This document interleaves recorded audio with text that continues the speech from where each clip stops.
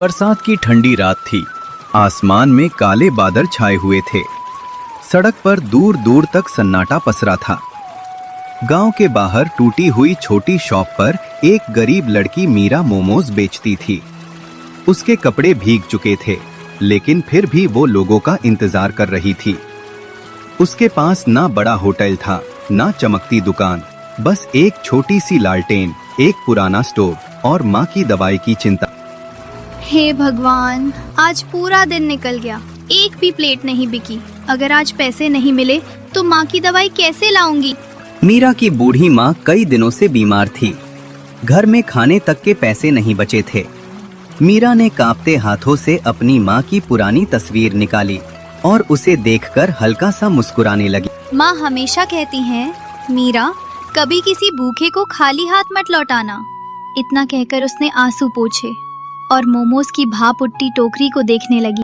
रात और गहरी होती जा रही थी। बारिश अब तेज हो चुकी थी। मीरा उदास होकर सामान समेटने ही वाली थी, तभी धुंध के बीच एक बूढ़ा आदमी काले कपड़ों में धीरे धीरे उसकी दुकान की तरफ आने लगा। उसके हाथ में पुरानी लकड़ी की छड़ी थी और उसकी आंखें अजीब चमक रही थीं। मीरा एक पल के लिए डर गई। बेटी, क्या मुझे एक प्लेट मोमोज मिल सकते हैं? हाँ बाबा, अभी देती हूँ। बूढ़ा आदमी कुछ पल चुप रहा, फिर धीमी आवाज में बोला, लेकिन मेरे पास पैसे नहीं है। मीरा कुछ सेकंड तक उसे देखती रही। उसकी आंखों में भूख साफ दिखाई दे रही थी। मीरा ने बिना कुछ सोचे अपनी आखिरी प्लेट उसके सामने रख ली। कोई बात नहीं बाबा, भूखे इंसान से पैसे नहीं लेते। तुम्हारे पास खुद कुछ नहीं, फिर भी तुमने मुझे खिला दिया। माँ कहती हैं, दूसरों का पेट भरने वाला इंसान कभी खाली नहीं रहता। बूढ़ा आदमी धीरे धीरे मोमोज खाने लगा। उसके चेहरे पर एक अजीब सी शांति थी।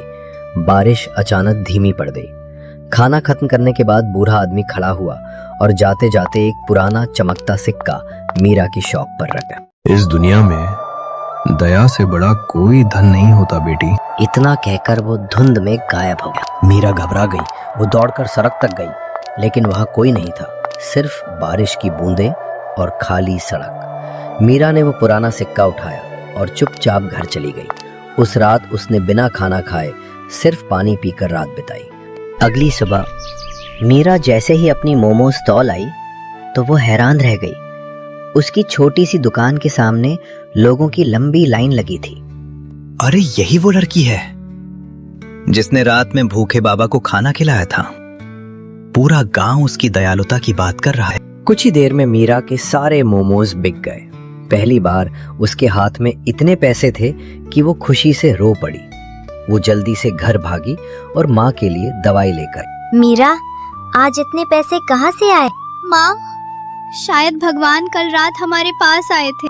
मीरा ने तुरंत वही पुराना सिक्का निकाला, लेकिन अब वो साधारण सिक्का नहीं था। उस पर सुनहरे अक्षरों में चमक रहा था, दयालु इंसान कभी गरीब नहीं रहता। मीरा की आंखों से आंसू बहने लगे।